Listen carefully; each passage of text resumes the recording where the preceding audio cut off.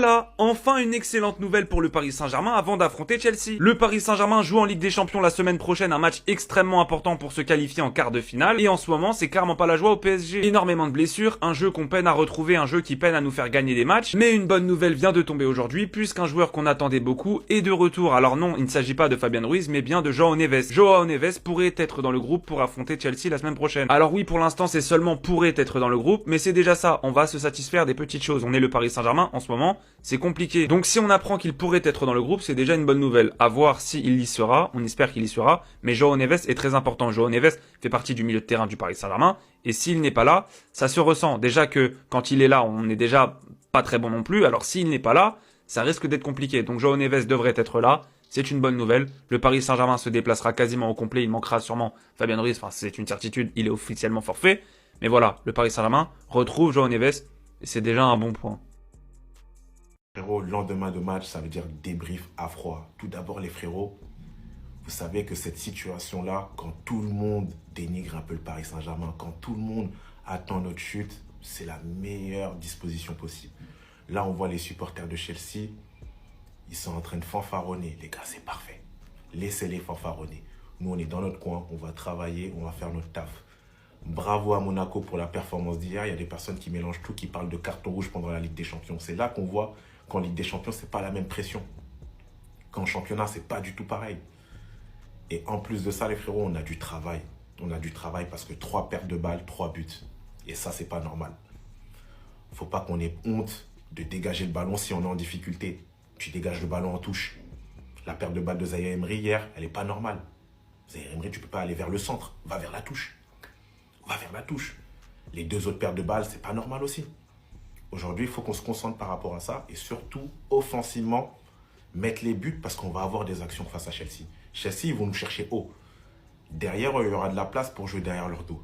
Il y aura de la place. Et les gars, surtout Chelsea, c'est pas si serein que ça. Faut pas oublier qu'ils ont changé de coach en cours de saison. Il y a beaucoup de gens qui se plaignent dans l'équipe parce qu'il est en train de faire tourner, il a une autre rotation. Ils sont pas si en forme que ça. C'est-à-dire on peut aller les chercher, on peut aller les titiller. C'est pas du tout le même Chelsea que la Coupe du Monde des clubs avec Maresca. Du coup, là, pour le moment, ils sont en train de fanfaronner. J'ai vu des grands discours, j'ai rigolé. Ils sont en train de tomber dans le piège qu'on est tombé l'été dernier. Quand on était arrogant, quand on pensait qu'on était les rois du monde. Ils sont en train d'exactement faire la même chose. Du coup, les gars, laissez-les faire. Je sais qu'il y en a plein qui sont dans l'inquiétude, mais ne vous inquiétez pas. Aujourd'hui, quoi qu'il arrive, même si on performe à l'aller, même si on ne performe pas, il y aura un retour à Stamford Bridge. Et là, c'est là qu'on va voir s'ils ont la mentale ou pas. Moi, en tout cas, j'ai aucune inquiétude. Comme je vous ai dit, on est dans une mauvaise passe.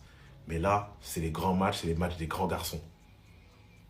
On verra. Là, on a une semaine pour montrer qu'on est des grands garçons. Et je sais qu'ils vont le montrer. Tout simplement, les frérots. Du coup, écoutez pas trop les gens et tout, etc. Vous connaissez, mon discours, il est toujours limpide. Est-ce une erreur de Luis Enrique et de Luis Campos d'avoir recruté 2 joueurs au mercato d'été et 1 joueur au mercato d'hiver? C'est le débat actuellement des supporters du Paris Saint-Germain qui ne sont pas contents de la gestion de Luis Enrique. Pour eux, vu que les joueurs étaient fatigués, le Paris Saint-Germain aurait dû recruter à tout prix. Moi, je vais vous dire la vérité, les frérots, et je vais vous expliquer ce qui s'est passé depuis que Luis Enrique est au Paris Saint-Germain. Luis Enrique, il arrive au Paris Saint-Germain été 2023. Été 2023, le Paris Saint-Germain recrute pas moins de 10 joueurs. Plus de joueurs au mercato d'hiver avec Beraldo et Moscardo. Ensuite, les frérots, sur la saison 2024-2025, le Paris Saint-Germain recrute 4 joueurs. Il recrute João Neves, il recrute Désiré Doué, il recrute Safonov et il recrute Pacho. 4 joueurs aujourd'hui qui sont titulaires indiscutables au Paris Saint-Germain. Et l'été qui suit, le Paris Saint-Germain recrute 2 joueurs, Lucas Chevalier, Ilya Zabarny, il y a le départ de Donnarumma, et ensuite, l'hiver, ils recrutent Dro Fernandez.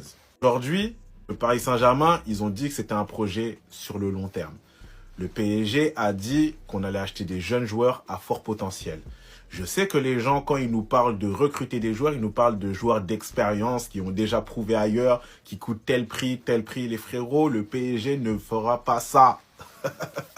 Je sais, ça fout le seum, hein. Mais aujourd'hui, ils ont expliqué leur plan de A à Z. Ce qui s'est passé, c'est que le Paris Saint-Germain a gagné la Ligue des Champions plus tôt que prévu, même si moi je l'avais annoncé, mais on a gagné la Ligue des Champions plus tôt que prévu. Et les frérots, ça pour vous, ça a tout déréglé. dans votre tête, vous vous dites, vu qu'on a gagné, maintenant, il faut continuer à prouver, faut acheter des joueurs comme ci, comme ça, on est toujours au top. On sera toujours au top, les frères. Mais pas comme vous l'avez décidé. Cet été, ça sera la même chose. Des joueurs à fort potentiel, 19 ans, 20 ans, 21 ans, 22 ans, qui vont s'inscrire sur la durée. Et notre équipe, ça sera que ça. Donc là, oui, ils n'ont pas trop recruté, mais parce que cet été, là, il y aura des joueurs qui partiront. Des joueurs qui n'ont pas prolongé, des joueurs qui sont en fin de cycle avec le Paris Saint-Germain. Du coup, là, on aura 3, 4, voire 5 recrutements cet été. Même si cette campagne ne se passe pas si bien que ça, c'est une fin de cycle. Et pour avoir une fin de cycle, il faut finir la saison tranquillement. Et là, le Paris Saint-Germain, ils vont retaper un peu l'équipe. Ils vont rajouter les joueurs qu'il faut. Ceux qui ne prolongent pas, ils vont partir. Il y a des personnes qui seront challengées, qui seront plus titulaires indiscutables. Et c'est comme ça que ça fonctionne une équipe, les frérots. Ne soyez pas... Les frérots, le Paris Saint-Germain suit de très près Elie Koupi. J'avais déjà fait un post dessus, mais là, je le refais vu qu'on a fait un focus sur lui sur Téléfoot. Tout d'abord, il a choisi la sélection française. Du coup, il serait prêt à faire la Coupe du Monde cet été avec l'équipe de France. Et deuxièmement, les frérots, voilà, on sait qu'il est suivi par le Paris Saint-Germain, mais pas que. Il y a Liverpool et le Real de Madrid dessus. C'est un œuf hybride, voilà, capable de décrocher, capable de participer au jeu, capable, moi aussi, je pense, jouer sur tous les fronts de l'attaque. Du coup, ça peut être super intéressant. Je sais qu'il y a pas mal de personnes qui vont se poser la question pourquoi, quand il était à Lorient, on ne l'a pas récupéré. En fait, Lorient, ils ont un partenariat avec Bournemouth. Du coup, tout était ficelé en avance. C'est pour ça qu'il a été acheté par Bournemouth, prêté en Ligue 2 avec Lorient et récupéré par la suite. Mais voilà, franchement, ça peut être une bonne piste. Moi, je pense que ça va être très difficile parce que Bournemouth, on a déjà négocié avec Zabarni. On a vu comment c'était difficile. Et Zabarni, on l'a eu en toute fin de mercato. Pour Elie Koupi, ils vont pas le lâcher comme ça. Ils vont pas le lâcher comme ça. Et je pense que c'est plus faisable que ça soit en Angleterre directement sur des grosses sommes records. Diomandé est très apprécié par la direction du Paris Saint-Germain, les frérots. C'est une très très bonne nouvelle. C'est un joueur qu'on apprécie énormément. 19 ans, il joue à Leipzig. On sait qu'il est capable de jouer ailier gauche, ailier droit, virevoltant en 1 contre 1. C'est très très fort. On le voit en Bundesliga tous les week-ends. C'est très fort. Mais moi, j'ai 2 interrogations par rapport à une venue de Yann Diomandé. Déjà de 1, s'il vient, ça serait à la place d'un potentiel départ de Barcola. On sait que Barcola, il a un contrat jusqu'en 2028. Depuis son arrivée au Paris Saint-Germain en 2023, il n'a pas prolongé au PSG. Et il a déjà eu des envies de départ la saison dernière. Peut-être ça va revenir cet été. Ensuite, le deuxième point, les frérots, c'est plus sur la vie parisienne. Yann Diomandé, s'il vient au Paris Saint-Germain, j'ai pas envie de le retrouver au maquis de Bondy Nord. Mon frérot, en vrai de vrai, les gars, voilà. Est-ce que la vie parisienne, ça va pas lui monter à la tête? En tout cas, si il est concentré, s'il est focus sur le football et surtout sur la vie parisienne, Yann Diomandé au Paris Saint-Germain, c'est un grand oui, les frérots. C'est un grand oui. Les frérots, on va revenir sur l'erreur de Zahir Emery hier soir contre Monaco. Les frérots, dites-moi la vérité. Est-ce que Zahir Emery, c'est un joueur que vous attendez au tournant? Parce que oui, il a fait une erreur hier. C'est une erreur grossière à ce niveau-là. C'est normal parce que comme on le voit ici, il aurait pu s'en sortir, mais il a perdu le ballon. Mais les gars, vous nous dites ça comme si Zahir Emery, c'était un gars qui avait l'habitude de faire énormément d'erreurs. Depuis le début de saison, c'est un joueur qui est indispensable à l'équipe et qui est irréprochable. Il a fait une saison exceptionnelle avec le Paris Saint-Germain jusqu'à présent. Vous avez attendu qu'il fasse une erreur pour le descendre d'une manière où il y a des personnes qui disent que Zahir Emery, sa place, elle n'est pas au milieu de terrain. Zahir Emery, il croit qu'il a la technique de Verratti, il ne l'aura jamais. Les frérots, pourquoi cette manière-là de tout mélanger? Pourquoi cette manière-là de tout mélanger? Pourquoi ne pas être derrière simplement son joueur en mode, ouais, il a fait une erreur cette fois-ci, mais voilà, on est derrière lui, il fait une saison incroyable, on sait que c'est quelqu'un qui est très fiable, du coup on est derrière lui. Pourquoi tout simplement ne pas faire ça? C'est pour ça que je vous pose la question. Est-ce que Zahir Emery, c'est un joueur que vous attendez au tournant? Est-ce que c'est un joueur que vous n'appréciez pas? Est-ce que vous êtes toujours dans la larsa des joueurs de la Masia? Dites-moi tout, les frérots. J'ai envie de savoir, parce que je comprends pas. Yes! Ça, c'est une très bonne nouvelle, les gars. J'attendais ça avec impatience. Je me suis dit, est-ce qu'il va être là? Est-ce qu'il va être présent? Est-ce qu'il pourra jouer? Et bah finalement, oui, les gars. Joao Parisien, Joao Neves devrait bel et bien être présent pour ce choc face à Chelsea. C'est une très bonne nouvelle. Parce que les gars, on l'a bien vu hier soir face à Monaco. Au milieu de terrain, il manque énormément. Le Joao Parisien, il apporte tout, les gars. Il apporte quelque chose de très grand au Paris Saint-Germain. Donc forcément, de voir son retour, on peut le dire. C'est un retour de très très grande taille pour le Paris Saint-Germain. Yes les gars. En revanche, Fabien Ruiz ne serait probablement toujours pas présent pour ce match face à Chelsea. Je sais les gars, ça commence à être très long pour Fabian, mais on va devoir faire sans lui malheureusement. Et ça les gars, franchement, c'est très très décevant. De récupérer João Neves, notre joueur parisien, c'est déjà une très très bonne chose. Parce que les gars, avec lui au milieu de terrain, je peux vous le dire, ça va pas être la même chose. Le Paris Saint-Germain ne sera pas pareil. Et forcément, ça fait plaisir. On est ensemble les gars. Ici Paris et Paris n'y ont rien. Les gars, on a seulement 4 jours. La pression, elle monte les gars. Elle est là la pression. Elle est énorme. Mais bien sûr, ne jamais sous-estimer le Paris Saint-Germain de Luis Enrique. Parce que ce qu'on a réalisé la saison dernière, personne ne s'y attendait. Et pourtant, on l'a fait. Donc les gars, on est toujours confiants. On est toujours confiants. Et on est tous derrière vous les gars. On est ensemble. Ici Paris. Paris n'y ont rien. Et ça, c'est la classe. C'est la classe les gars. Regardez ça. Warren Zaïre-Emery, ce qu'il vient de dire les gars, c'est juste exceptionnel. Je serais fier de faire toute ma carrière au Paris Saint-Germain. C'est juste exceptionnel de dire ça les gars. Et en plus de ça, regardez ce que Marquinhos a dit. Toi, tu vas battre mon record de longévité. Quand on entend ça, forcément, ça veut tout dire. Ça veut tout dire. Et en plus, il termine sur ça. Oui, ça peut être un objectif. Ça veut dire que pour Warren Zaïre-Emery, son objectif, c'est de faire toute sa carrière au Paris Saint-Germain. Mais respect. Mais respect. Très très grand respect à Warren. Au passage, les gars, aujourd'hui, c'est son anniversaire. Il fête ses 20 ans. On souhaite un très très grand joyeux anniversaire à Warren, les gars. Mais franchement, les joueurs qui ont l'amour du maillot comme lui, forcément, ça fait énormément plaisir. Et c'est juste magnifique à voir. Pour cela que quand je vois qu'il y a certaines personnes qui lui en veulent, dû à l'erreur qu'il a fait face à Monaco. Mais les gars, franchement, il enchaîne que les bonnes performances. Il fait une petite erreur, ça y est. Non, on peut pas lui en vouloir. Il a fait une erreur, certes. Mais les gars, il était quand même encerclé par 5 joueurs. 5 joueurs. Comment vous voulez qu'il passe? Donc forcément, il a fait une erreur. Ah les gars, je changerai jamais d'avis concernant notre jeune Chichi parisien, Warren Zaïre-Emery. Il est juste exceptionnel, impressionnant. Et c'est un joueur qui promet pour l'avenir. On est ensemble, Warren. Ici Paris et Parisien ont rien. Je vous souhaite un très très grand joyeux anniversaire. Je commence à avoir de sincères regrets. Je me pose cette question. Pourquoi on a vendu Gigio Donnarumma? Le prétexte, il n'était pas assez bon en jeu au pied? Non mais les gars, sérieusement. Faut pas oublier que c'est en partie grâce à lui qu'on a gagné la Ligue des Champions la saison dernière. Comment il a été décisif, les gars. Comment il a apporté le Paris Saint-Germain au sommet, avec ses arrêts exceptionnels. Tout ça pour après, le vendre quelques semaines après. Non mais les gars, il y a un moment, c'est pour ça que je suis déçu. Je suis dégoûté, les gars. Pourquoi il est parti? Il fallait le garder. Sûr, c'est un choix de notre coach du Paris Saint-Germain, Luis Enrique. Les gars, je respecte entièrement. Mais quand même, pour venir dans le contexte, Gigio Donnarumma avait été écarté du groupe du Paris Saint-Germain avant d'être vendu à Manchester City par la suite. Et ensuite, les gars, on a ramené Lucas Chevalier. On l'a recruté. On l'a vu comme le grand successeur, tout ça.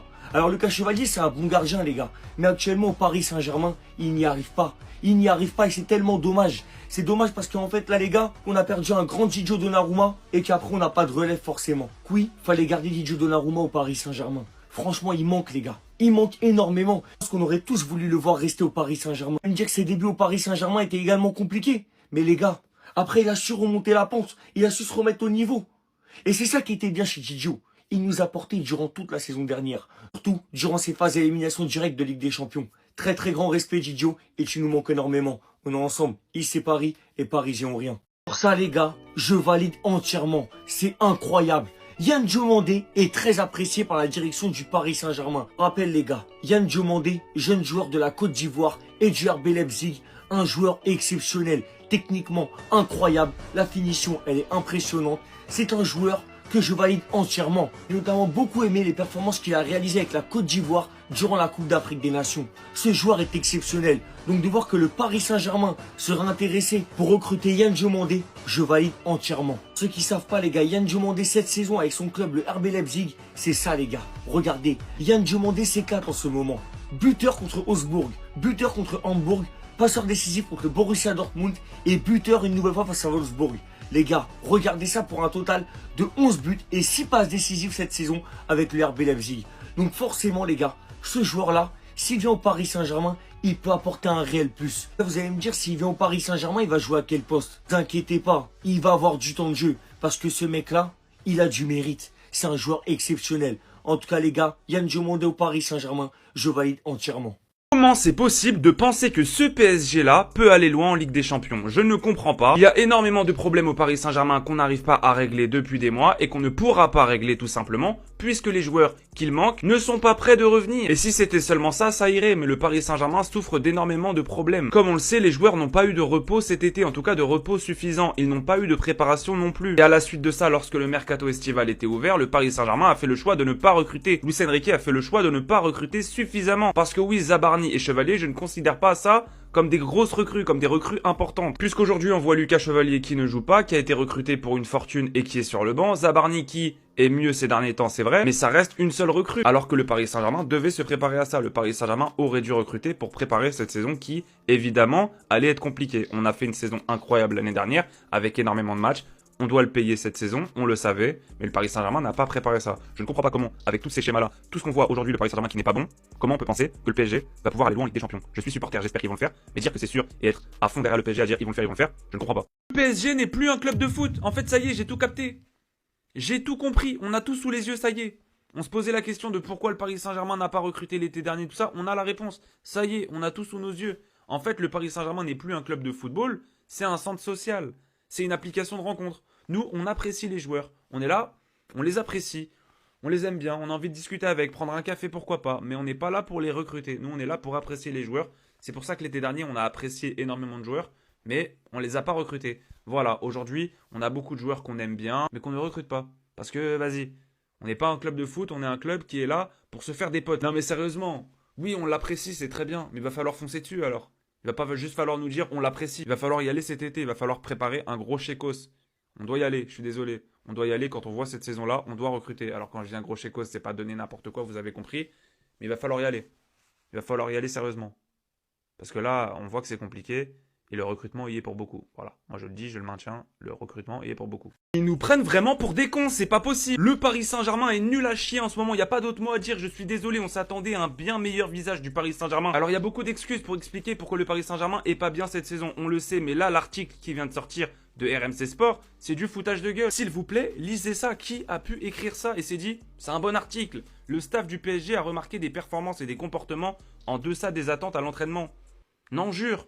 Il n'y a pas besoin d'être dans le staff du Paris Saint-Germain pour le voir. Il n'y a pas besoin de travailler chez RMC Sport pour le voir aussi. Tout le monde le voit. Tout le monde. Alors franchement, je sais pas.